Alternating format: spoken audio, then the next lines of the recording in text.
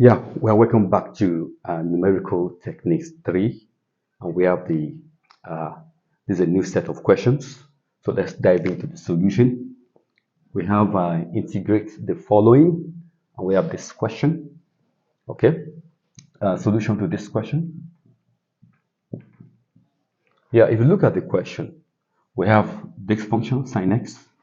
We have another function also, which is exponential to this power. Okay, you might be thinking that probably we'll use integration by parts. Okay, but that will be complicated. The best approach to this question is to use what we call change of variable. Okay, whereby we're going to substitute for this.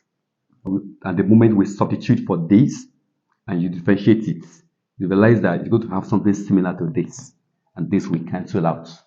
At the end of the day, you're going to have just a unit item. Let it be equal to what? Let it be equal to cos x.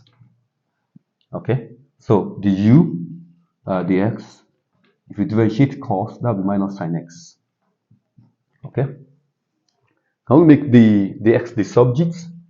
So the x will be equal to the u minus the u over sin x.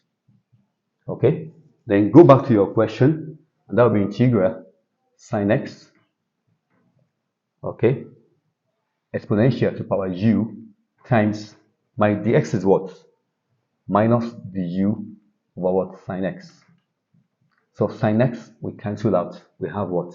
And this minus can come outside the integration, and that will be what? Integral of minus outside exponential to u du. And that's the good thing about change of variable. You can see now at the end of the day, we're having just one item. At the beginning, we have two functions. Now we're having a unit, just one item now, e to power u. And when you integrate exponential, it's going to give you back your what? Your function. Okay? And don't forget the minus here. Put it there. So your final answer is equal to what? Minus e. Return your u back. Your u is what? Cos x. And that finished the solution to that question. That finished the solution to that question.